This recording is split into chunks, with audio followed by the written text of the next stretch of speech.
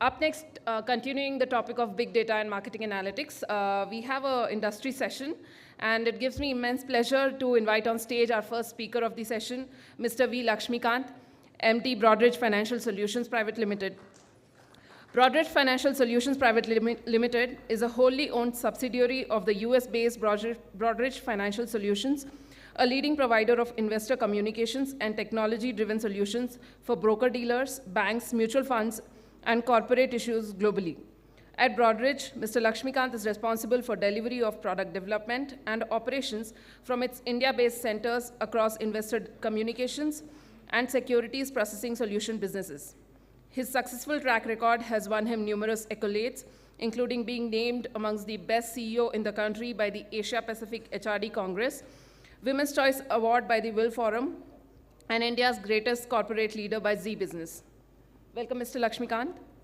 Our next speaker for the session is Mr. Vijayanta Gupta, Director, Industry Strategy and Marketing, Adobe Systems, Europe.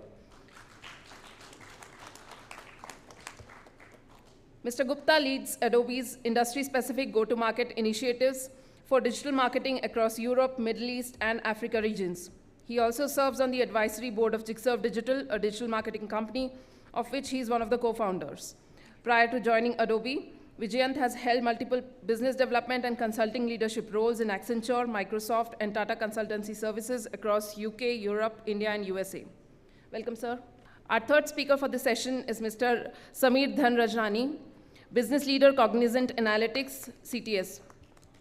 Sameer is leading the end-to-end business spheres of Cognizant Analytics and is primarily responsible for crafting differentiated strategies around analytics, consulting platforms, and services, coupled with creating best-of-breed GTM, business development, operational excellence solutioning exercises, and delivering transformational analytics engagements. As a recognized industry thought leader in outsourcing analytics space, Sameer has been recipient of Outsourcing Leadership Award at India Human Capital Summit and Exemplary Leader Award during the Asia Pacific HRM Congress Awards in 2012. He was recently highlighted in Analytics India magazine amongst 10 most influential analytics leader in India 2014. Welcome, Sameer. I request Professor to please moderate the session. So it's usually, I was hoping to talk to a live crowd, okay? So, or an alive crowd. So let me try again. Good afternoon, everybody. Yeah, thank you, okay? So my name is Laxmikanth. I represent a company called Broadridge. And before I kind of start off, a little bit of disclaimer. So all the opinions expressed in the slide are not necessarily that of Broadridge, okay? And could some of them is my own individual opinion, okay? So now that that part is kind of cleared, just wanted to give my presentation. Probably I'll maybe spend 10-15 minutes. So what I intend to do is first provide a little bit of background of Broadridge, so you understand the context where we're coming from. Secondly, I think the Prof did a great job of talking about the specific techniques, so I won't get there. The good news is I also have some of my colleagues in the audience who actually do the work, okay? So they'll be able to answer some specific questions with respect to the techniques, okay? So I'll talk about how we built a kind of a big data practice and and maybe one or two case studies as to how we got some actionable insights, okay? So ours is more like a B2B kind of a scenario, so it may not be relevant to B2C kind of a situation. So please bear that in mind. Fair enough? Okay. So I guess this is what Broadridge is.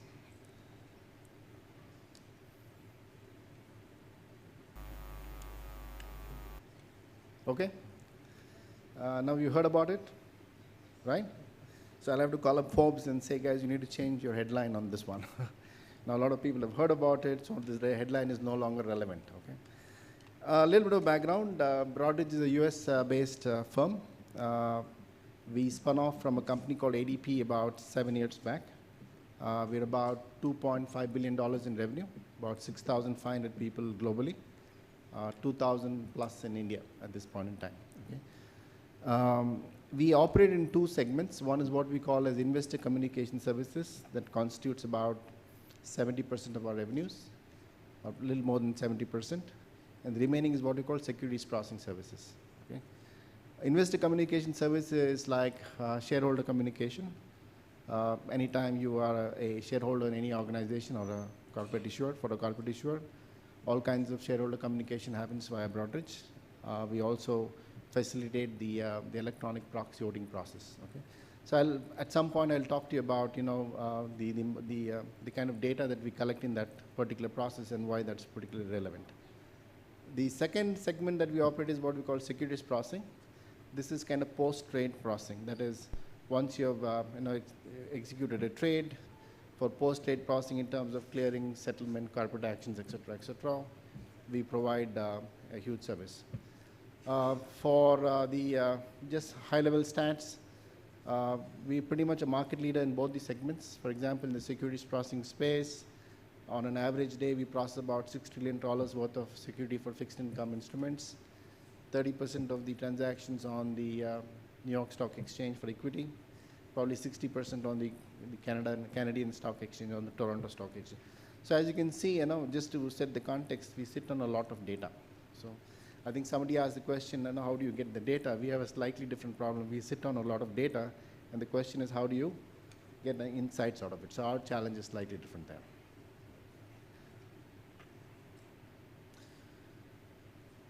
Just to set the context and the kind of data that we sit on, 15 billion plus investor communications since 2004. This represents about 60 billion shares. We hold pretty much shareholder positions for about 130 million investors in the US. I talked a little bit about our fixed income leadership. Just to kind of, maybe on a lighter note, I think some people may get offended by the statement. We've been a SaaS business in 1962. Okay, I know that term was not invented then. Okay, in those days we used to call it EDP, electronic data processing. We used to be a data center. We used to write software, and then distribute the reports to various clients. So today, particularly in our business, we've been it's a managed service business. So we host our applications in our data center. We manage the end-to-end process, clients connect, and pretty much on a per transaction basis we charge. Okay. 200 petabytes of data under management. So don't ask me what petabytes means. All I know, there's a lot of zeros in that stuff. Okay. Pardon me? 21 zeros. Thank you very much. Okay. Yeah. So all I know is a lot of zeros there, and thank God the Indians invented zero. Otherwise, you would have struggled with that one. Okay. So for the next, so that gives you a little bit of context as to what the company is about and the kind of data that we are kind of sitting on. So needless to say, about maybe 4 or 5 years back, as the, originally we were more focused on getting our revenues from processing. And as we acquired a lot of data and the world transformed towards, analyzing data, the question was, how do we get, revenues out of our data assets? That was pretty much the challenge that we had. And so we kind of approached it in, I would say 3 or 4 steps, and I'll probably talk about that journey and then get to those case studies. So this was pretty much the first step in the journey. I guess this is pretty much the first step that most organizations do. We know that we have a lot of data. We have absolutely no idea what we're going to do with it. So the big boss calls for a meeting and says, guys, you need to figure it out. Okay. And so that's how it all started. I think the journey started about 5 years back, or a little longer, where we decided that we need to harness our data assets. So when you look at the data assets and about how to harness it, and I think there are essentially 3 steps. First is what I call as the big data engineering part of it. The big data engineering, I think, is more about what kind of technologies that you apply to solve the problem. Okay. So if you look at this, I think there are essentially maybe 2 or 3 trends, and I think some of the speakers covered it this morning. I think the first thing, obviously, is that the volumes have gone through the roof. Okay, and pretty much today, every device is now a device capable of giving you data points. Okay, and anything that breathes, okay, or anything that can emit a little bit of data is now a collection device. Okay, so clearly the volumes have gone through the roof. And the traditional RDMMS platforms are not capable of processing that kind of volumes. So today we are starting to see new trends in data engineering, primarily in-memory systems, large-scale systems like Adobe, et cetera, et cetera. So the trend is, I think, is how do you process more records more efficiently? That's one part of the problem. And there are definitely technologies that kind of solve that problem today. And I'll talk a little bit in the next slide as to what kind of technologies that we have used. Okay. The second thing I think is a more important trend is the variety of data. I think the variety is a huge challenge in terms of the fact that you have multiple disparate sources. And if you really need actionable intelligence, it's about trying to get these sources into one place. Okay. And data aggregation and data warehousing is an integrated part of the strategy. And today you have a number of ETL kind of tools which enable this process a lot more seamlessly. And I'll talk a little bit about how we have implemented some of these tools. The third thing is the velocity trend. And I think velocity to me is about the ability to handle streaming kind of data, which means that traditionally you had data came in, you did processing in a kind of a batch mode. Today it's about you get data streamed, so you need to be responding more real time. Okay, so that's the third trend. So these are the three essential trends which actually to me classify as the big data engineering problems that organizations need to solve. Okay, and personally, if you ask me in order of I think the volume problem is a lot more easier. I think the variety problem is a lot more difficult because of the fact that you get data from a variety of sources and data is usually not clean. So these affords usually an opportunity for you to provide both the data aggregation and cleaning kind of services. So this is what we did essentially, and I think a lot of people are familiar with most of the names here. Green Plum is our preferred, you could say the database kind of a platform. So we've used that pretty extensively both in our investor communications business and the securities processing business. So our first step essentially was to take a look at all our data sets across the organization, across the various business silos, and figure out how do we create a data warehouse out of it. So essentially a combination of putting stuff in an appliance plus a fast database. Using ETL technology like Informatica was our approach to solve this particular problem. I don't think we are 100% there, but I would say at this point in time, probably close to 70–80% of our data assets have started to come through into our data warehouse. So obviously, once we asked the management to invest significantly in technology, obviously the management wanted to see the results, and this is what happened. Okay. Yes, I mean, if you invest only in technology, I don't think you'll get the actionable insights. It's like ordering for a pizza, and the delivery guy comes, and there's no pizza. Okay, so that's what happened, and we kind of figured out that 80% of the industry spends primarily on technology, producing only kind of 20% of the results. Okay, so big data. When you talk about analytics, it's not just a kind of a technology problem. So a lot of people get it wrong. They think that I just have to get Hadoop installed or Green Plum installed or Informatica installed, and somehow magically we will get insights once we have data in one place. So I think that's something which we also went through that, and we learned it probably the hard way. Just by having data assets in one place is not kind of good enough. Okay. So the second step, I think, is we decided to build a kind of an analytics plus or the statistics kind of a practice. And if you look at the two trends, I would say is essentially, if you think about it, as we start to do the analytics, we figured out that the model is moved more to a kind of a pattern-based kind of a reasoning, more of the inductive reasoning rather than the deductive reasoning that we're all kind of used to. So we usually have a situation where, yes, we have a hypothesis, and then we use the data to kind of, say whether the hypothesis is right or wrong. And today, when you start to look at inductive reasoning, it's about you have patterns of data, and you need to really apply a combination of statistical techniques plus art in order to be able to kind of bring the whole thing together. So a lot of judgment is kind of required in this process. So traditionally, if you had gone with a very analytical kind of a mind, you would not really be able to get the results that you want. So I think the thinking is changed, and I think we had to invest a lot of time in getting people to start to think slightly differently with respect to thinking with patterns. Okay.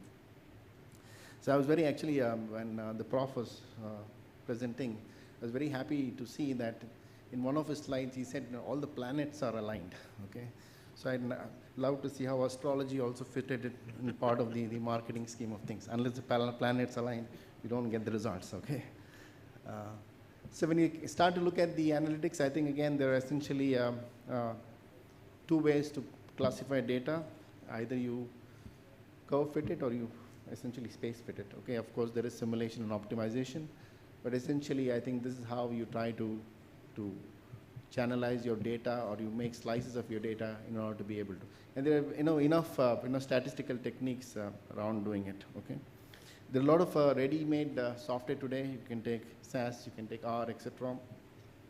And there are hundreds of technologies or algorithms which are available.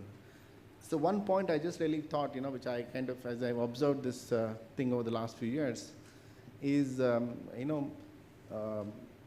just like how Microsoft Excel in a way changed the industry dynamics probably 20 years back, how it brought the power to the desktop, and how the finance person did not have to wait for the EDP guy to give him a report. He could make actionable intelligence on his desktop. Similarly, today we are starting to see the various analytical packages starting to become more and more commoditized. So what probably took somebody maybe 2 months to develop 2 years back is probably readily available off the shelf. The algorithm is ready. You can probably do it in a day. And somebody in the morning was saying that you could get an app ready and running in a few minutes. Okay. So my contention and my submission here is, I believe that this will not be a differentiator over a period of time. Okay. That more and more algorithms will start to become more commoditized, and people will start to be able to use them more readily. I think the biggest challenge, I think, is what we call as data preparation or data sharpening. And that's one of the largest challenges when you have huge data to look at.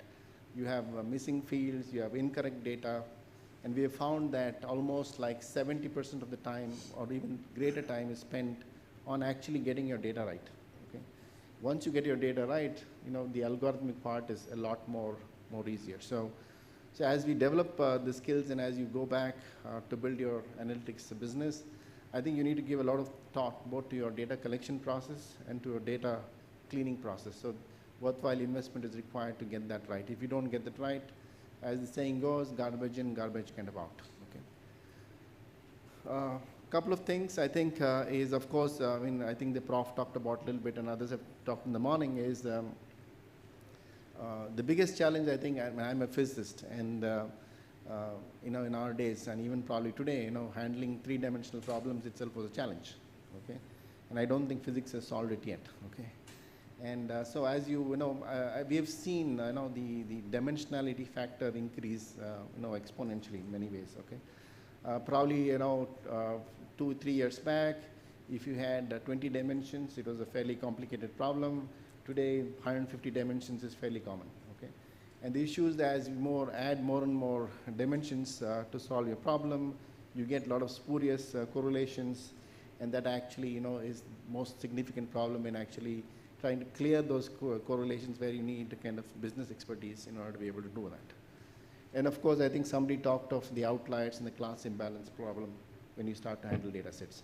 So if there's one takeaway from this particular slide, I would say that please focus on the data prep and data cleaning. Okay, that actually is a very significant problem in most applications. So this is what we learned after building the analytics capabilities.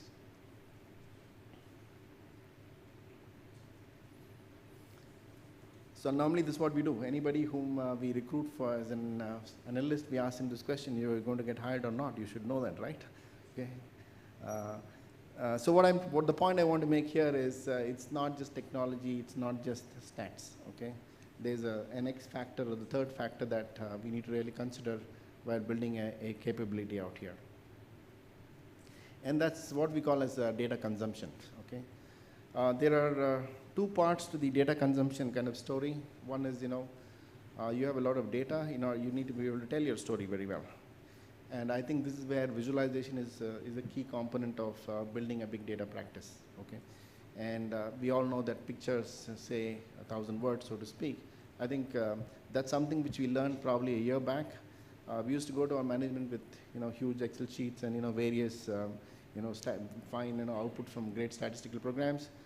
But in order to be able to, I think my friends from Grameener, who somebody is here, I think they say it very well. You need to be able to get a common mental model across the organization for thinking, and kind of visualization kind of helps that process, okay? The second thing is, once you're able to visualize, it's about getting all the business stakeholders into the room to see whether your story makes sense, because data may say something, but actually on the ground reality with respect to the story might not be real, okay? So you need to make sure the story makes sense. So next few slides very quickly. Just wanted to show you the power of visualization. So you have 10 seconds.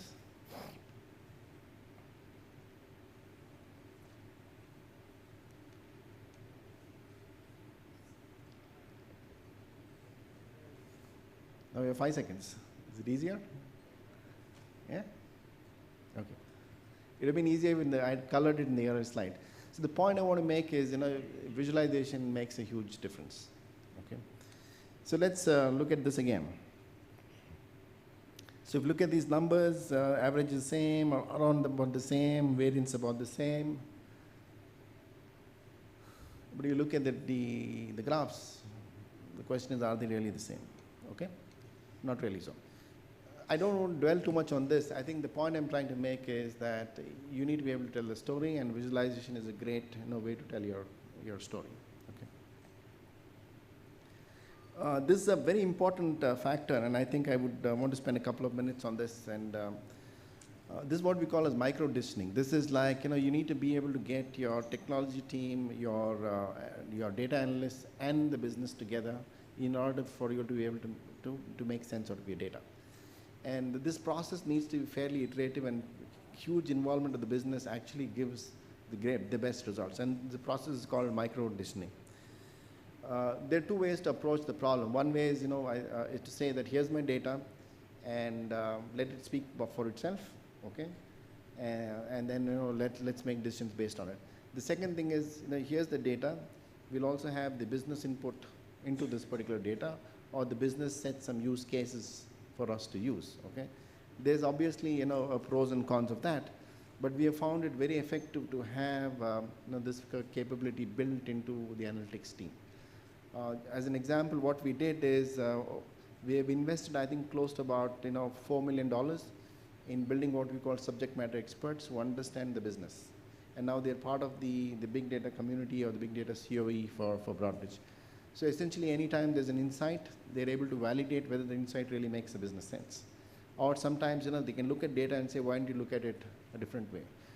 A simple example is, in one of the cases we are looking at, we provide solutions for the wealth management business, and we are looking at, whether this makes sense for an advisor. And the business guy who was sitting in the room said, okay, it may not make sense for the advisor, but makes sense for the treasury department, okay? So I think, having the business in the room when the data is looked at makes a huge difference to your end outcome. So this is what I think we need to do to build a big data practice. It's not just technology alone, it's technology plus analytics, plus having the business users, okay? So this is essentially what we have done, okay? We have a lot of associates with a lot of tenure, so there's a lot of domain expertise. We've invested in the right technologies. We've got a lot of people, technology guys certified in statistical analysis techniques, and we put all of them together. And the three use cases on the right, which is what we call shareholder data insights, wealth management analytics, and mutual funds, those are the three case studies. I'll probably spend time on one, and then there are other slides which we can share and I can discuss, because I think I'm running a little out of time, okay?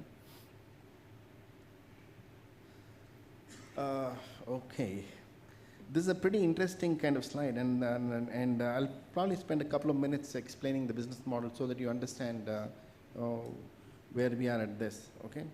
This is how the, it's a fairly busy and a complicated slide, okay, or at least looks complicated. And if you look at it, the way the investor governance or the corporate governance market works in the US is fairly different from what it does here. So if you are an issuer and then you have investors in your company, they can buy shares to your company through two ways. One is they can buy kind of directly, okay, which is then you have to deal with a transfer agent, okay, just like in India, for example. Let's say you bought a share of whatever Reliance, maybe Carvey or CAMS would be a transfer agent who would communicate through you, okay. In the US, with that, if you held it that way, it's called as beneficial holding. And there's another concept called street side holding, okay. And so essentially you have an account with a broker-dealer, and in turn the broker-dealer actually executes the transaction. And then whether your name is registered with the company or not is an option which you have, okay. So it's called an omnibus kind of a holding and makes the process very, very complicated. So essentially, let's say if a company wants to talk to its shareholders, it needs to go direct and also needs to talk to every broker-dealer. There are about 600 broker-dealers in the system, and each broker-dealer in turn will have their own clients. They could be common clients across, okay. So if you want to send a communication to any investor, you need to have this community connected, okay. And in turn, if you want to have a proxy voting process done in the US, you need to essentially have this same thing. The process needs to go to broker-dealer's system and then to the individual shareholders. So it's a fairly complicated process. And the good news for us from a Broadridge perspective is we are the only ones sitting in the middle of it. Okay, we are the ones who sit and talk to every issuer, and we talk to every broker-dealer. Okay, so in that sense, that's the reason why I said we know the positions of almost 130 million shareholders in the US. Okay, what stock they hold, okay, when they bought, when they sold, etc., etc. And I don't think anybody else has that kind of data. Okay. And so this is very important for us, because once we have this piece of data, the question then is what kind of analytics that we can provide our either the issuers or the broker-dealers or the individual investors themselves. For example, to an issuer, that is a corporate issuer, he may be interested in, let's say now this is a new, let's say on pay, right? For example, executive compensation is a big item, right? So if they're going to have such a resolution, they would like to know which kind of investor would likely vote pro or against, right? It's a very, executive compensation is a huge thing. And so that kind of analytics information can come out of the system. Okay, we could come back and say that this is where your shareholding pattern is the maximum, so you may want to allocate your marketing dollars to that particular segment. Okay, so that is the power of sitting on that kind of data. The situation as of today is we're changing our agreements with our both the broker dealers and the issuers and the investors, so that we're able to use this data. We're probably halfway through the process. It'll take us maybe the next couple of years in order to be able to get that process. Then we'll be able to add a lot more insights to this process. Okay. The second case again is it's about mutual fund analytics. Okay, and again the system here is pretty much the same. You have manufacturers of products. I think there are probably about I have the numbers here. I didn't want to say something wrong. Okay.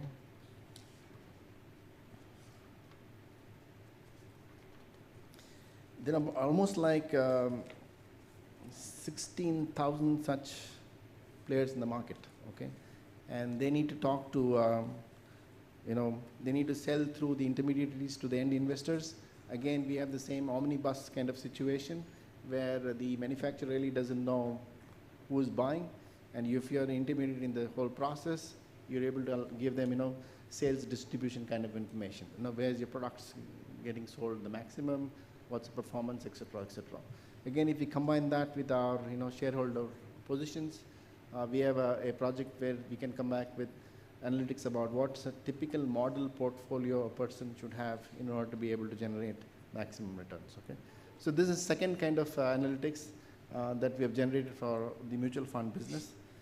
The third one is about, again, this is more, I would say, a technology problem. There are two parts to this particular use case. This is about, in the US, the cost basis accounting has changed, which means that you need a lot more data to be pumped into the system in order to be able to generate. Cost base essentially is calculating your capital gains. Okay, every time you calculate your capital gains, if the, let's say, long-term capital gains holding was, let's say, for 3 years to 5 years, then the way you look at data is very different. So this is more, I would say, a big data kind of a technology problem. This is again where we have used the Green Plum appliance. So I guess these were the three use cases. I'm happy to take questions at a later, I think at a later point in time. Actually, okay, I have this slide. So I'll end it on this light note. So anybody wants to take what is Q and I and P? Pardon me? Q is questions, I is insights? Prediction, right? This is a big data presentation. There's no answers to this, okay? We don't give Q&A. It's like Q and I and P, okay? So we'll be giving predictions. So I just want to kind of, thank you for the opportunity.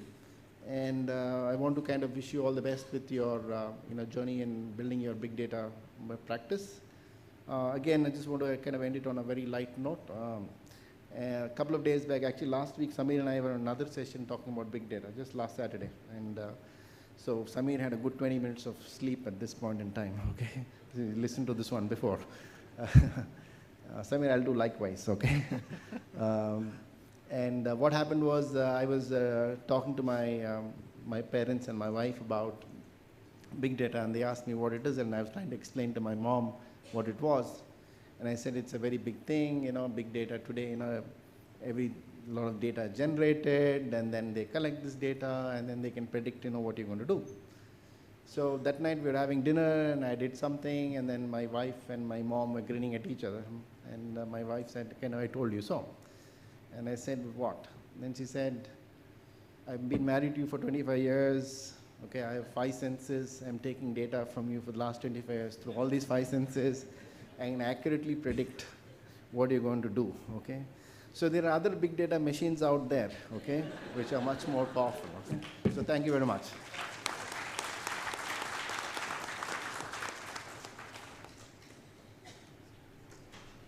Good afternoon, everybody. Once again, good afternoon, everybody. Hello. Fantastic. We have some people who are awake. Great. My name is Vijayanta Gupta. I am from Adobe. I'm a part of Adobe's digital marketing business unit. I look after their industry strategy and industry marketing across Europe, Middle East, and Africa. Technically, I'm London-based. However, if you ask my wife, she'll tell you I'm most likely based in one or the other airport in Europe, most of the time traveling. Now, what we are going to do today is, before we begin, just wanted to say one thing. I am from the founding batch of this school. So on behalf of the founding batch, I would like to welcome all of you to this summit, and you're really, really thankful for your investment of time, effort, energy, and money. Now, before we go ahead and talk about data and big data, and I think we've been hearing a lot of things about that, what I wanted to do was take a few moments to talk about customers, talk about marketers, and in that context, see what role data plays. So we'll go through a journey here. We'll see what we are faced with as marketers every day, what our customers are doing, what our consumers are doing. And as a part of that, it will become clearer the role that data plays and why data is so important. I would also like to introduce to you a model, which I typically use when I talk to my customers, to help them make sense of all those things that are happening in the world of digital. It's a model that you can use yourself, or if you're an advisor, you can use it with your customers. Now, this is my third time here at ISB Digital Summit. We need volume here, guys. Video. Now, every time I've started with a video, so I'm not going to go away from that tradition. We will roll the video now. What are the answers you seek? I'd like to know if my marketing plan is working. Yes. Yes, it's working, or yes, you can tell me. Yes, I can tell you. Okay. Yes, It's working. Can you be more specific? Some parts are working. Some parts are not working. Perfect. So if you want to know whether your marketing plan is working or not, of course, you need to wait for the alignment of the planets, as we learned. But you don't have to go to a fortune teller. Data will tell you that. And that's the importance of data here. And before we kind of jump into that, what I wanted to do was very quickly walk you through some of the thinking that we are seeing marketers are going through right now in the in this space. Now, a quick show of hands, how many of you have read this book, The Third Wave by Alvin Toffler? 1, 2, 3, okay. How many of you have bought this book but never read it? Great, we have quite a few hands which are here. Fantastic. So Alvin Toffler is a futurist. He talks about what can happen in the future. And this is a book he wrote in 1980, where he kind of came up with the concept that human civilization and the human society has actually evolved in waves. And he talks about these three waves in which this human society has evolved. The first one is what he calls as the agrarian wave, or what led to the emergence of the agrarian society, farming, etc. The second one is what he calls as the industrial society, or the industrial wave. And the third one, which he left us with in 1980, and I think we are still living through this, is the information society, or the information wave. If you take a look at what has been happening in marketing, my theory is that we are going through some very similar kind of wave, which is transforming the way marketing actually works, which is transforming the way in which you and I engage with our customers, and which is maybe one of the reasons why you are here in this room today. You want to understand what is happening so that you can stay ahead of these waves. Now, in terms of what those waves are, a very quick overview. The first one, some time back, we started to see this website-centric wave of engagement with customers. After that came the wave where we started to see multiple touch points. Websites just became one of the touch points. And finally, we are at a stage now where we are talking about the fact that touch points are not important. What's important is the journey that the customers take across those touch points to achieve an outcome. And this is effectively the third wave. So let's kind of go through this in a little bit more of details here. The first wave, the website-based engagement wave. This was something that started quite a few years back. The theory there was that if I build a killer website, people will come and revenue will happen. Internet boom happened, people started investing a lot on internet technologies. And this was the time when, I would say in some sense, the golden age of internet. You could raise funds easily, you can build a website and quote unquote a business without a business model. But then something happened. What happened was that the market crashed. People realized that if you do not have a business model, there's no point in having a website. However, out of this crash came out few winners. We saw some winners. Some of them are speaking in this conference here. eBay, Amazon, Priceline, and you can pick your favorites. I have picked 3 here. And what they started to realize was the fact that if you have a business model backed by a website-based digital engagement strategy, it is actually sustainable. It can allow you to build a business, it can allow you to survive, and it can allow you to thrive. The other thing that happened during this time, during this first wave, is that as marketers, we started to realize that there was a way of actually measuring the effect of online advertising onto sales. And this was very, very important because until then, marketers never had a clear line of sight between what they invested in advertising and outreach and sales. It was always a correlation. It was always after the fact. With this kind of technology, with website-based digital engagement, we started reaching a stage where the marketing mindset started to change. You started to think about, okay, so if I invest this much, this is what I'm getting, and you could start to see the clear line of sight. That, by the way, was very soon, how do I put it, very soon overtaken by the second wave. And the second wave was when we reached a stage where customers were not only engaging with brands through websites, they were engaging with brands through a variety of touch points. I've got some of the touch points here. Phones, we heard a lot about how important phones are and how important mobility is. There is digital TV, there are digital kiosks, and this was the time when really big data started to become really, really big. This is where we started to get all that data exhaust that was coming from all the channels, because of which we are talking about big data today. And this also led to one other critical thinking in the minds of the marketers. One was that marketers were faced with a scenario where along most of these channels, the communication was two-way.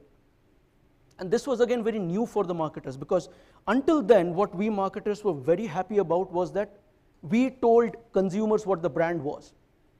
This took us to a stage where we were no longer telling customers what the brand was. Customers were telling each other what the brand was.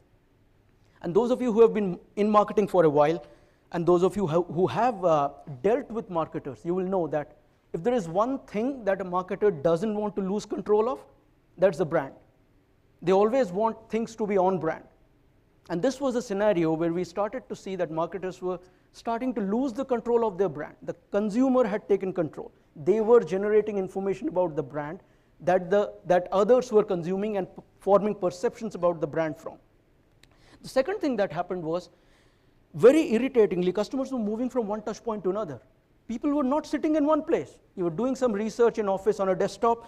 You went on a train or your car. You started to do the same research on a cell phone. You went home. You did the same research on the iPad. So in your entire customer journey of trying to make a decision, you were jumping from one touch point to another. I do that. You all do that. And marketers don't like this, honestly. We don't like this because it makes things more complicated. Where do I reach out to you? Where are you spending your attention on? And of course, across all these touch points, you generate tons of data, which we need to analyze and make sense of, and then actually come back to you with relevant offers. So one of the things that started to happen during this time and during this wave, which by the way did not come in very many years back, this is hardly a few years old, is that we started investing in individual teams.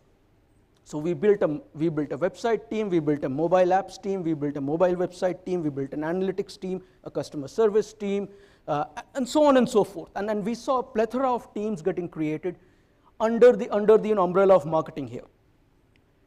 The other thing that happened, let me just quickly build through this slide, during this time is that marketers started to realize that every interaction has a digital footprint. It doesn't matter if the interaction is happening online or not. So if you go to a store and you swipe your credit card, you're leaving a digital footprint. If you go to a bank, you fill up a form for a mortgage, that will get digitized. And that is a digital footprint that you leave, which can be analyzed, which can be captured and analyzed. And this is where a very important thing happened. This was the time when marketers realized that we were not doing digital marketing. We were actually marketing in a digital world. And I'm going to repeat that. We were no longer doing digital marketing. We were marketing in a digital world. And it's a very small play of words, but it's a very giant leap for the marketing mindset. It is something that has changed the way we have started to see how we as marketers organize ourselves and how we use technologies, how we use people and processes to reach out to our customers across their customer journey, which is what the third wave is all about. This was the time when the marketers started to really become customer-centric, and they started to drive a change through the organization which was focused on the customer, not on the touch point, not on the channel, not on what somebody is doing in a specific app, but more around what is it that they're trying to achieve, and across the board, what is the outcome that they're looking as a customer. And during this time, what marketers realized was that all these fantastic teams that we built, individual teams, they were coming in the way. They were becoming the problem in having a customer-centric approach in terms of looking at the customer from the customer's journey perspective. And fundamentally, where we have landed with all that is that there is an increasing realization with the customers that I talk to about the fact that this is no longer something that marketing needs to focus on, or this is no longer something that is only related to marketing. This is something which is going to affect the entire enterprise. We are reaching a stage where marketers have been given this once-in-a-lifetime opportunity to change the way the entire enterprise works. When you start to look at it from the customer journey perspective, you start to look at it from the perspective of not only marketing, but sales, fulfillment, HR policies, people that you hire, customer service, your supply chain, et cetera, et cetera. Now, some of you who have been marketers for a while, you will know that you have historically never had this kind of an opportunity before to transform the entire enterprise. The maximum we could have done as marketers was maybe change marketing. And this is the golden age, by the way, to be a marketer. Because this is the time where, at least in Europe, we are seeing the trend that more and more CMOs are being tapped for the job of a CEO. More and more. And this is not only in one industry, but across industries. So this is the time for us to be in marketing and to focus on the customer and the customer journey. Now, all that is good. We can talk about that in terms of the three waves and what's happened and what is going to happen. The question that I get asked, and the question that I'll ask all of you is, are you ready to ride this wave, or do you want to get drowned? I'm sure none of us want to get drowned here, but fundamentally, how do you know that you are ready? And it kind of boils down to the fact that you have to figure out how mature your digital marketing is, how good it is, how fit for purpose it is. This was a question that was coming up to my team across the world by a lot of our customers and marketers. Constant question, where do I stand vis-a-vis my competitors? What am I doing right? What are my competitors doing right? Can you help us understand that? We as Adobe, we run some of the, or on our platform, some of the largest marketing programs in the world are run. We analyze around 17 trillion transactions every year. So we have a perspective in terms of what's happening in the market and what's not. And that's why our customers kept on asking that question. So we got so sick and tired of answering that question that we came up with a model which customers can use themselves. And we don't need to keep answering those questions by themselves. So stay with me here. We're going to go a shade deeper into content here. Slides are going to get busier and busier, but just stay with me here because this is important. First of all, your customers engage with you across channels. Yeah, and by the way, some of the font is not right. So I know how to make PowerPoint slides. It's just that the font that we are using in the computer is not there. So some of the writing is kind of messed up. But nevertheless, customers engage with your brand across a variety of channels. When they do that, they generate a lot of data. That data allows you to build audiences, segments, and it also gives you the indication of the context within which somebody is interacting with your brand. Am I researching? Am I there to buy? Am I there to recommend it to a friend of mine? What's the context? And that's what the data tells us. Once you understand the context, you can start to serve the right content across a variety of devices to your customers across each one of those touch points. Online, offline, doesn't matter. The thinking is you have to look at the data, you have to have the content, bring the two together. That allows you to be more personalized. And finally, as a marketer, you think about the world in terms of campaigns. So you got to run your always on campaign, which should follow the same basic best practices. And then you will have specific campaigns that you will use to deliver marketing returns. So I'm going to build this in one slide. This is a very ugly slide, but I needed to bring everything together so that we can have this conversation. So we spoke about channels. We spoke about data, audience, and context. We spoke about the content and the assets that are delivered to your customers through those channels. And by the way, we spoke about the campaigns that we run across all those channels to deliver that consistent customer experience. So 7 things: channels, audiences, content, context, asset, campaigns, and data. You all with me here so far? Fantastic. So these are the 7 key areas that we noticed our customers were focusing on. You can call them in any number of names. Some people call it a personalization journey. I'm doing a digital transformation. I'm changing my marketing systems. I want to run a customer excellence program. Doesn't matter. Fundamentally, they were looking at these 7 building blocks as they were going through this journey and as they were trying to figure out how ready they were for this particular wave that was coming at us, the 3rd wave of digital engagement that we're talking about. So how do you figure out? And how do you can figure out where you are? How can our customers figure out how they can do this? So what we did was we took all the data that we had based on our 17 trillion transactions and the engagements that me and my team does around the world, and we kind of came up with this Adobe Digital Marketing Maturity Model. The website is adobemarketingpro.com. It has got nothing to do with Adobe, apart from the fact that it's got an Adobe logo on it. You don't need to use any of the Adobe products. It talks about those 7 areas that I spoke about. And it gives you an idea of where you are vis-a-vis your competitors. So everything that I spoke about, the 7 areas, it will walk you through that step by step and it will ask specific questions in terms of where you are. Not only that, it will do the industry benchmarking. So depending on the industry that you are in, it will tell you vis-a-vis your competitors where you are, how good you are, where you stand, whether you are best in class, whether you are laggard, whether you are somewhere close to the average. And this is a good starting point. At some point in time, you will go through this transformation, but it's a good starting point to start to know what is it that you need to know before you can go for a transformation. It's a good starting point for you to know where you stand vis-a-vis your competitors. And the good news doesn't only end there, it also allows you to set your goals in terms of what your goals are from a digital marketing perspective, from people process technology perspective, and then it gives you a roadmap in terms of where you are and what you need to do to achieve that goal. So it's a reasonably detailed assessment, takes 15 minutes, the results are reasonably detailed.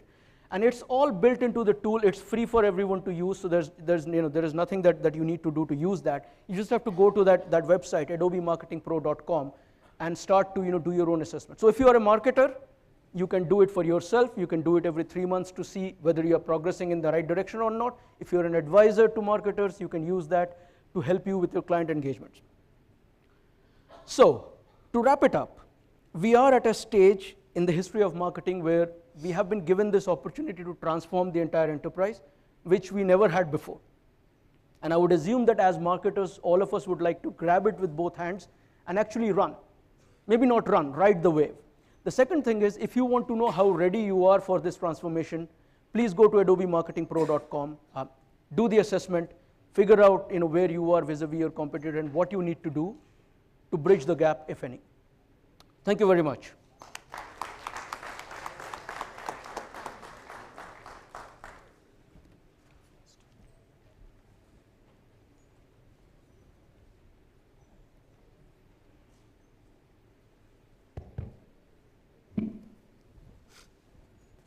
Well, thanks, VLK, Vijayant. I think that's what happens when you are the last. They've covered all the things what I wanted to cover. Still, I think what I would be showcasing out here is a bit different. Very well contextualized to big data, marketing, analytics. But what I did in my slide deck is something which is very, very, I would say, factual. What you would see in these slides, which I would be showcasing, would be an amalgamation of thoughts, perspectives we gathered from 25 CMOs.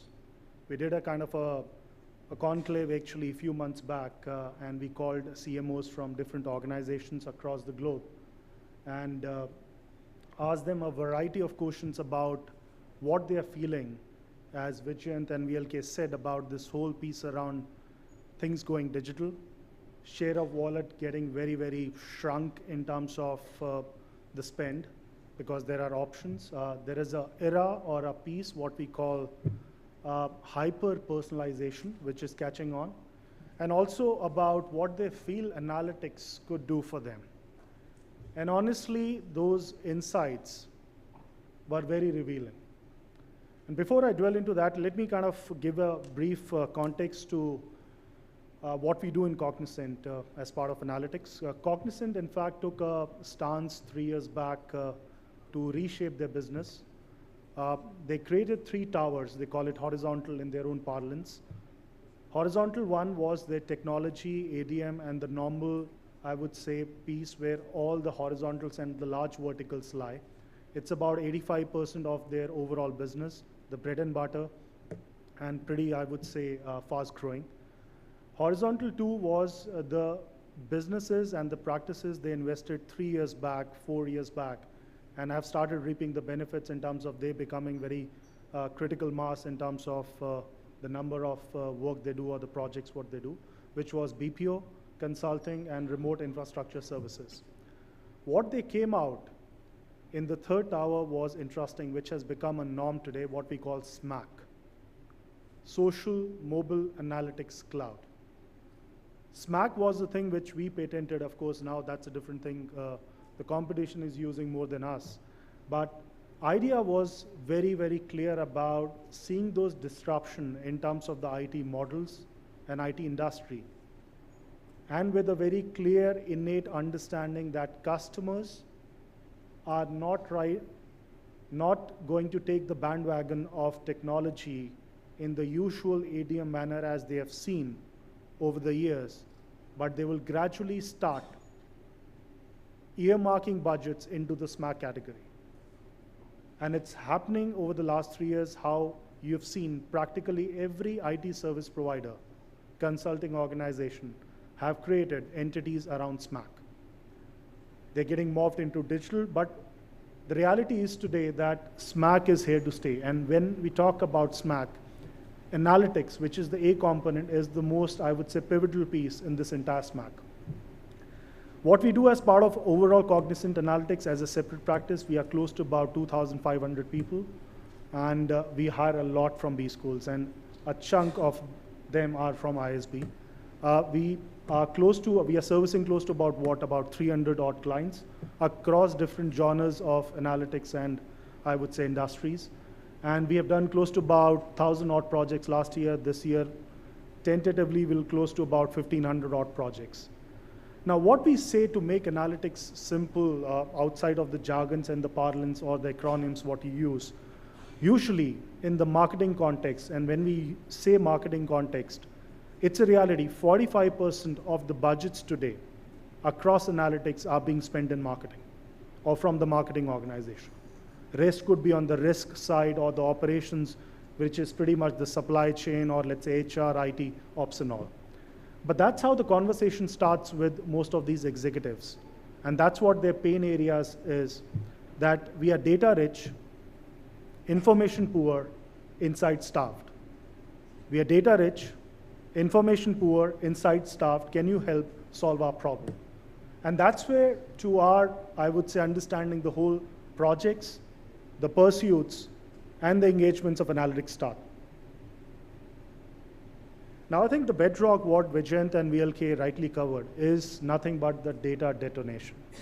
The deluge of data is throwing multiple complexities in the system today.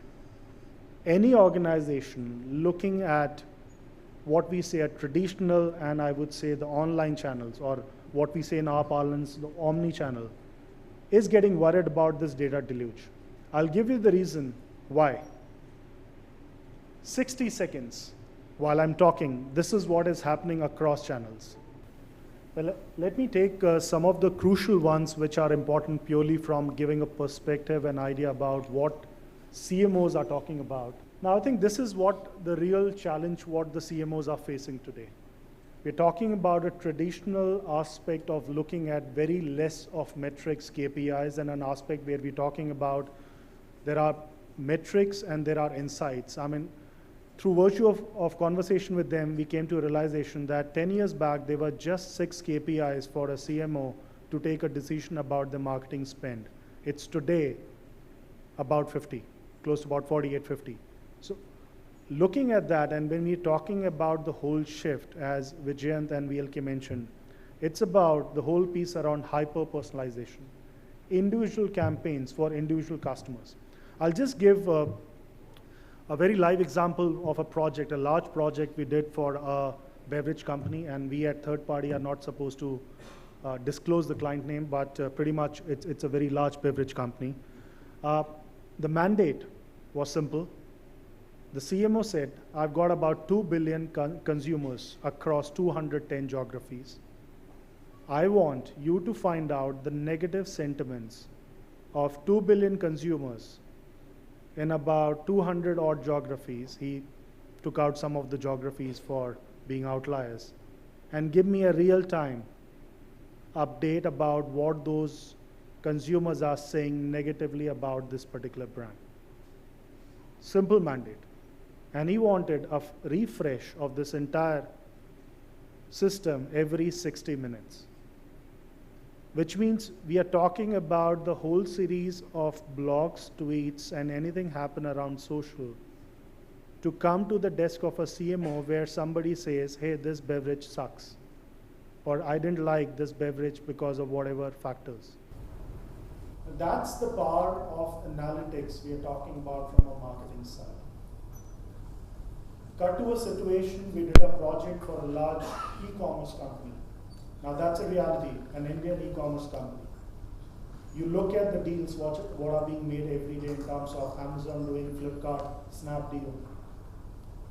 This particular e-commerce solution provider said they want to change their pricing of about 170,000 SKUs every 60 seconds, based on demand, based on inventory, and based on what consumers are looking at the net on a real-time basis. In a normal analytics parlance, this is a dynamic pricing model you make.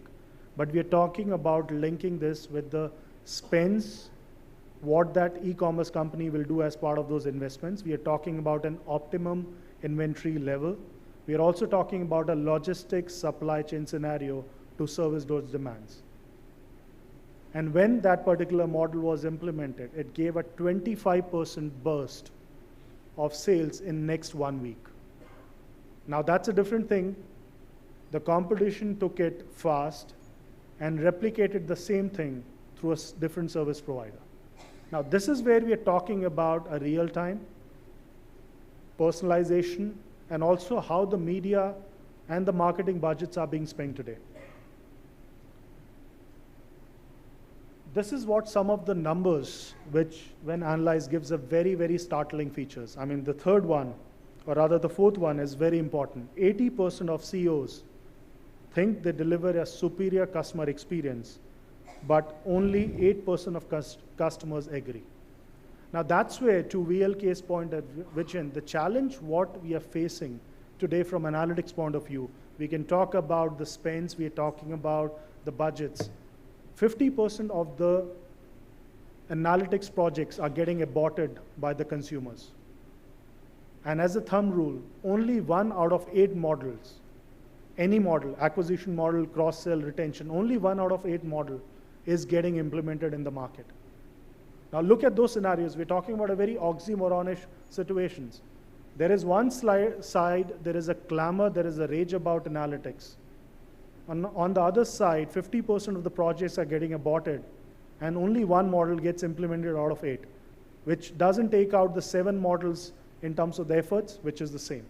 Now that's the kind of a predicament the industry today in analytics and for, let's say, the organizations which are consuming analytics are facing. Now these are some of the market dynamics and challenges. And now just to run with this slide, and if I dovetail with this, the key imperatives, which means that we are talking about high customer acquisition cost. This is a normal kind of a principle that to retain every customer, companies are spending almost $5 more for every marketing budget they are spending.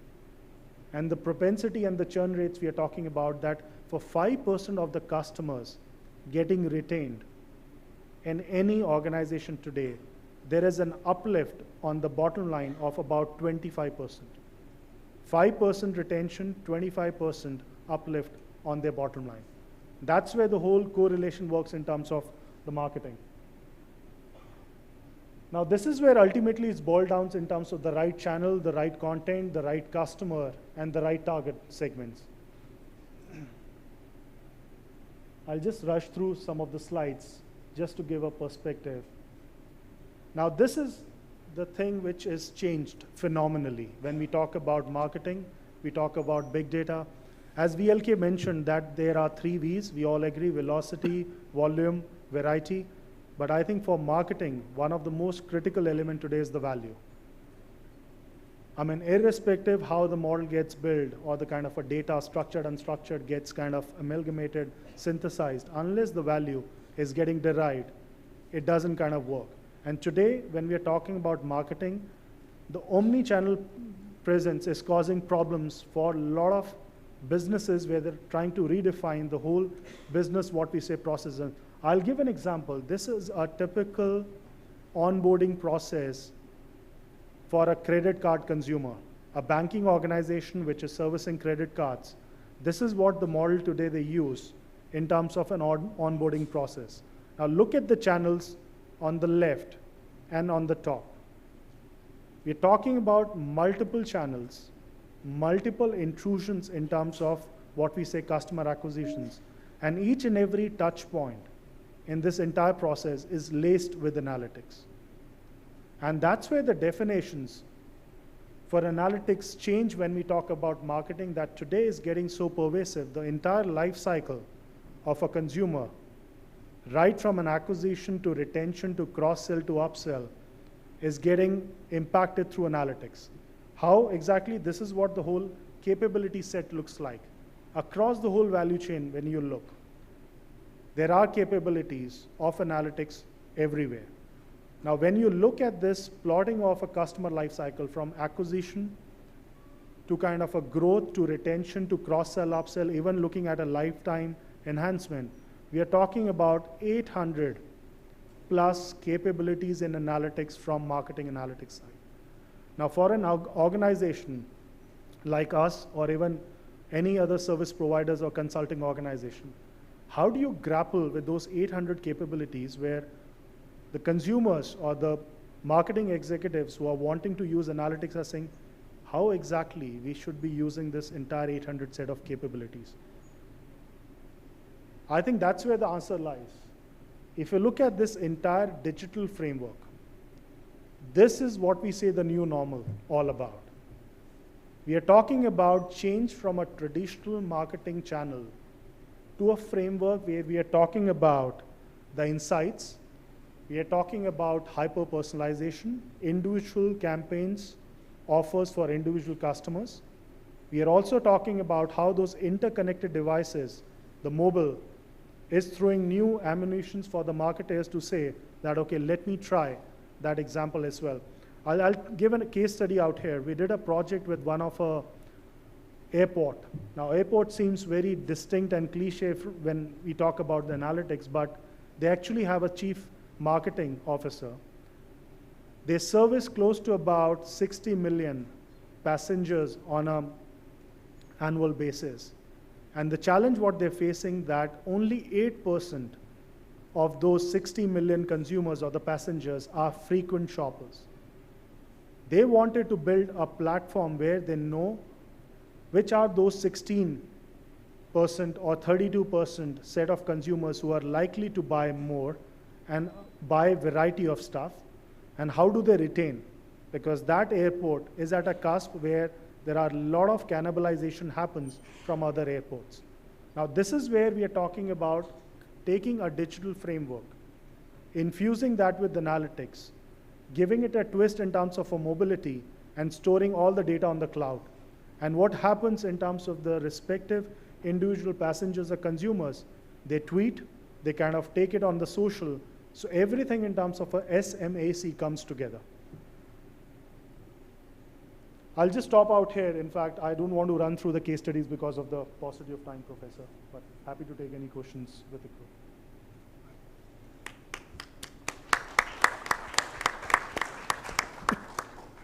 So let's continue with the Q&A. So next question. One question, please. I think there was a question from that side, which...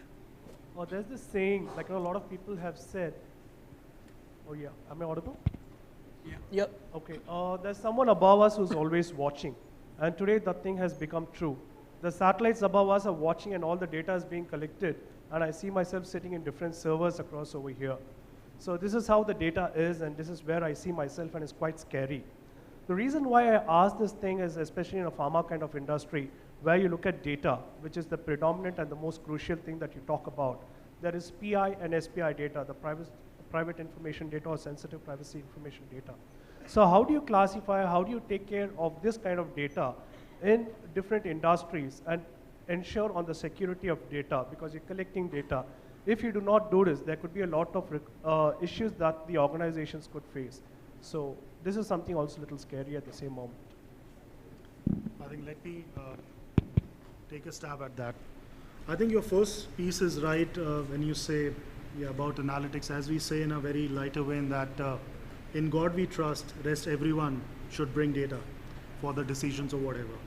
Now, I think this is number one concern when it comes to anyone consuming analytics in a big way about the privacy. I mean, there are norms, there are today regulations by the banks or insurance or even retail companies, but honestly, there is always a bypass. Now, this is where most of the organizations like us or even who are servicing clients on analytics projects are doing. Usually we see that today there is a trail a consumer leaves when they search or surf through different, I would say, sites. It could be Amazon, Pandora, Netflix, could be anything. Everything leaves a trail. And when the trail is gauged, individual algorithms are being designed to run campaigns. Now, here is the caveat. If those trails are being taken and you're trying to synthesize and run a whole sequencing, standard deviation, and a kind of a, let's say, indexing, you're building a model. The moment you try to get the personal information and then try to run models, we are breaching that. And that's where most of the marketing executives are realizing that as long as the personal information is not breached or not touched while designing campaigns or doing any kind of analytics projects, it's running good. It's a kind of an integrity kind of, let's say, you can say that today most of the organizations, though, not falling, because personal information is so easy to get an access. Everyone is saying why I should waste kind of effort to draw campaigns where I just have to look at personal information and kind of go through the credit scores, the kind of different kind of information what that consumer uses. But I think the phase is changing where most of the analytics providers are realizing that there is a merit for the longish nature of this game, that they aggregate the data and give those sample kind of results rather than just throwing, okay, this is what we can do.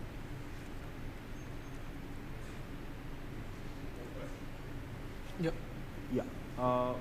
This is an open question to everyone, actually. Yeah. From a point of view of a startup, not from a large corporation which is already generating a lot of data, from a point of view of a startup, how would somebody like a fresh digital company make use of any kind of analytics at all on any data if they want to start off with this? I think if today, and this is what we were talking outside, me and VLK, anyone who's benefited out of analytics are the startups actually.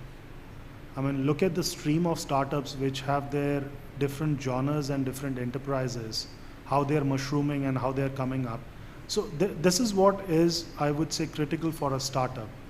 And we do a bunch of collaboration and lines with the startups in analytics because it's very difficult to kind of create those capabilities in-house.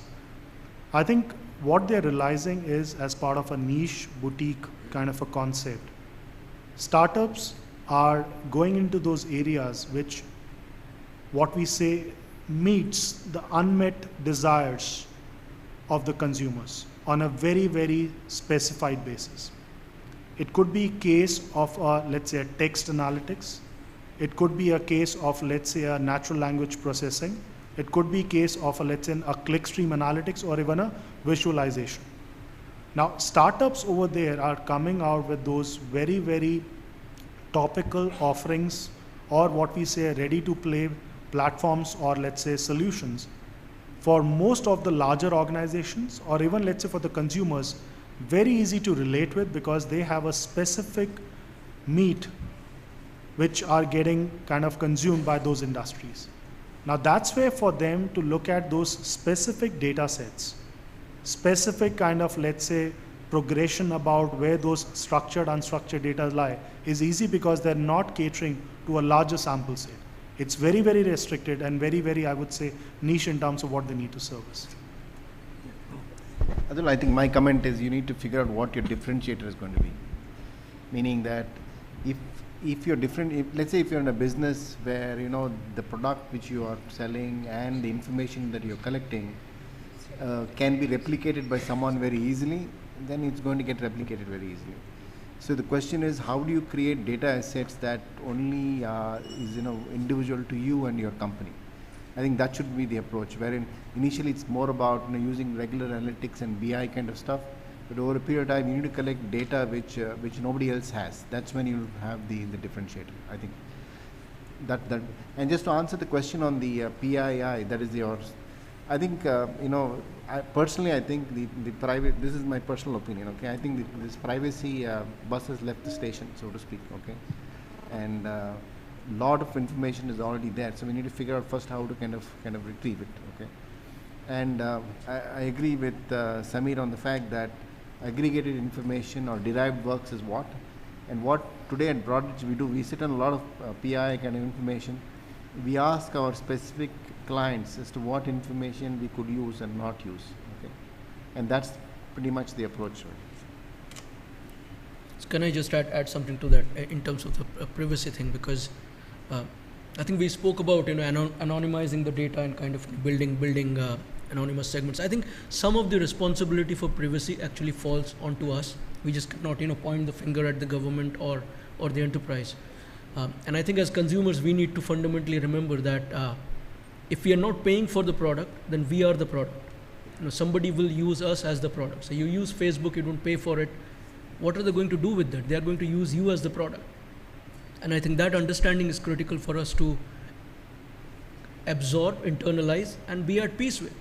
Because this is the future. This is what's going to happen. We can keep debating about privacy as much as we want. But as it was said, there is enough data out there for you to even combine anonymous data sets to come up with very specific targeting, which will be so unique to you that you will feel spooky. This gentleman wants to ask a question for a very long while. Actually, that segues very well into my question. I was just wanting to build further on the lady from Reliance's question, and my question is directed both to you, Vijayanta, and or to Samir. I wanted to understand a little bit as to what is the state of the art or best practice currently in tracking those multiple touch points of the journey that you've all talked about, actually to be able to link online and offline purchases.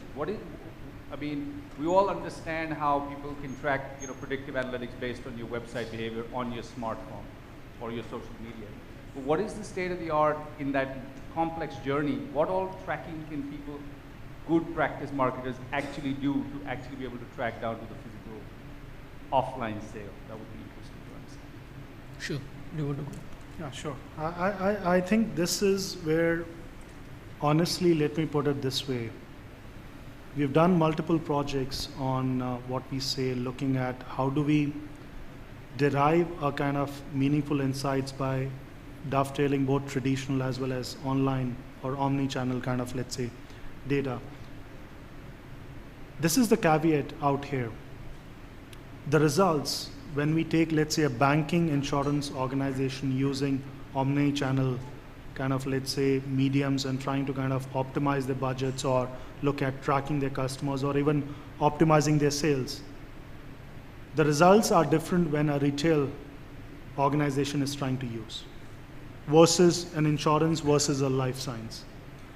The reason is what we say as a part of what we say as part of our parlance are key attitudinal preferences of the consumers, which are different for each and every industry. To give an example, if somebody is trying to, let's say, go through a trail of surfing, let's say, Pandora for some jewelry, and then going to Washington, kind of, let's say, Post to read some articles, what's the relevance you can draw? It's tough. Now, that's where again, I'll take an example. Sometimes many of the organizations take a call looking at the LinkedIn, the behavior, or the kind of association a likely candidate has, or rather a person has. But it's often a kind of a, let's say, situation where the person has done by his own or her virtue of networking a collaboration with a lot of the bigwigs, even though that person is at kind of quite a junior level. Now, when you look at this aspect, what we say a traditional let's say the novel channels of marketing or the omni-channel, it's something what we say that the idea today is not looking at, okay, when you're using, and when Professor was doing that session, we've used even different techniques through SAS and R. A random forest model today has a 3% more incremental efficacy when you do a simple logistic regression in SAS. Does it change for, let's say, a marketing guy? No. Now, that's where to the point what I think when the earlier question was there. Today, when we look at this social channels and use analytics, there are no heuristic kind of studies, honestly, which gives a very, very high efficacy that the model will be successful. Compared to traditional where we have those repository of data, we have those proven, I would still say, to be candid out here, that medium is still going through a phase where there are no set formulas, this works, this doesn't work.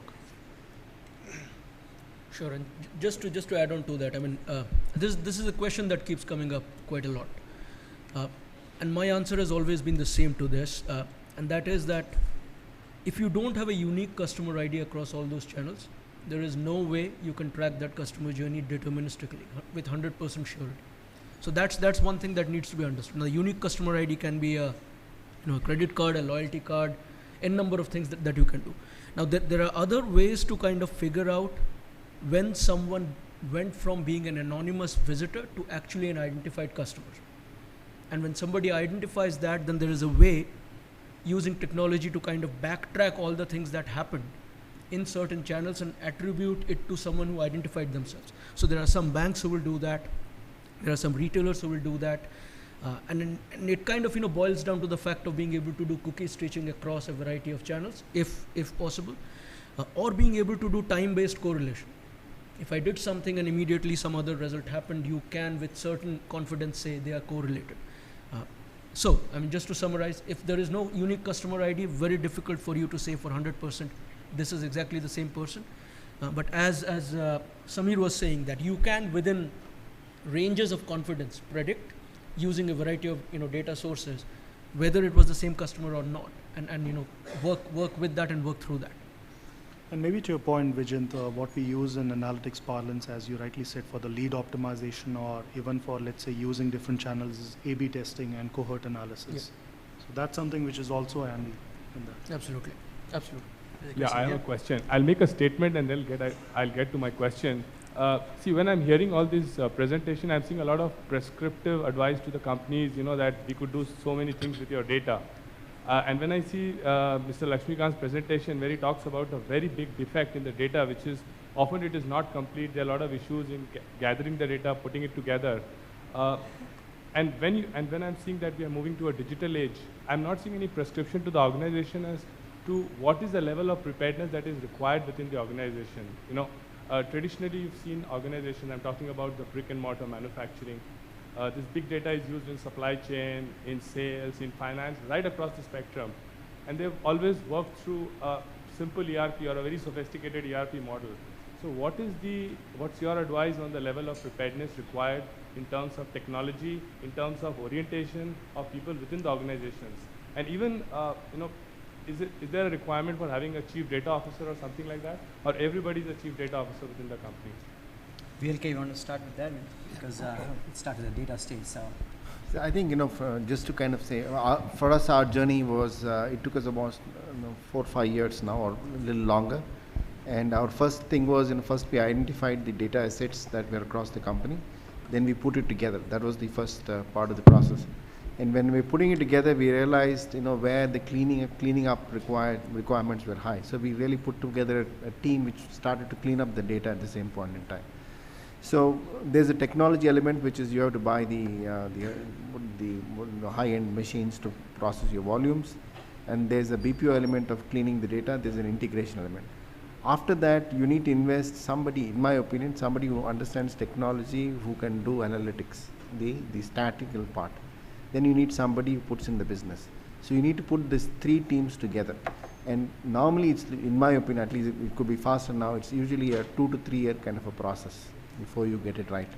And depending on how big your data store is and how large the the analytics team you want, my suggestion is start very small. Okay, think of it like innovation. Okay, assume that out of the 100 things, 99 are going to fail. Okay, if you don't approach it that way and you expect that every analytics insight is going to, it will not work out. So even a small member, 5-10 member team would be a good start. That would be my recommendation. You guys want to add something to that? Well, let me take this thing. I think the first differentiation, what you see on the lighter vein is VLK is consuming analytics and we are selling analytics. So as business leaders, we are supposed to sell whichever is the platform, whether it's ISB or outside.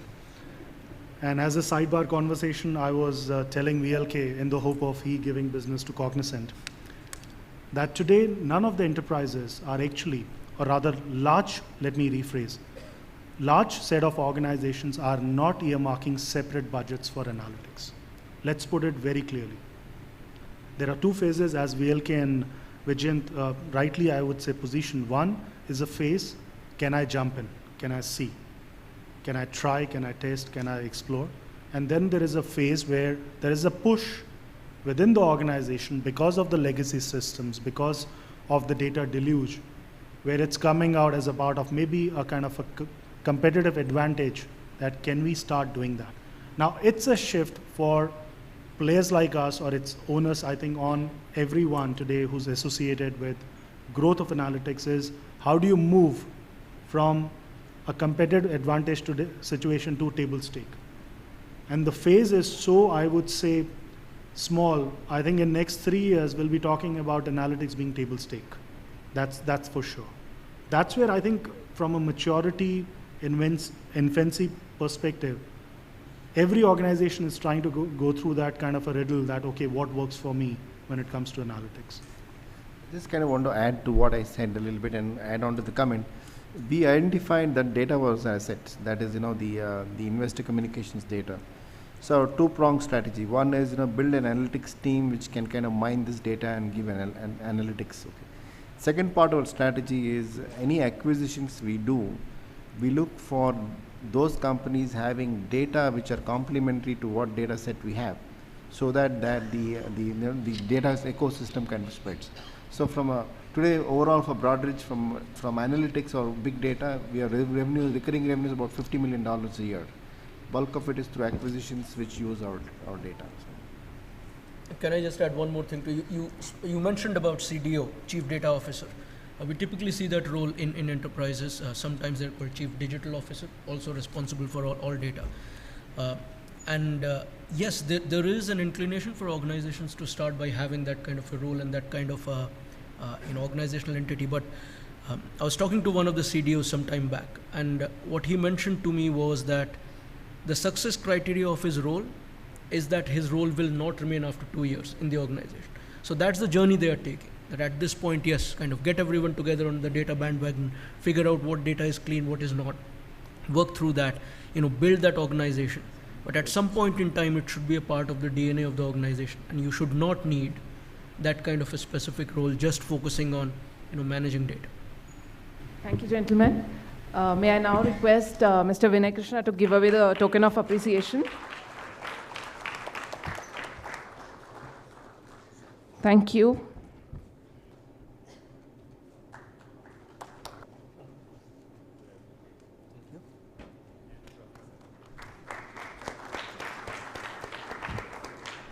Thank you for that great session.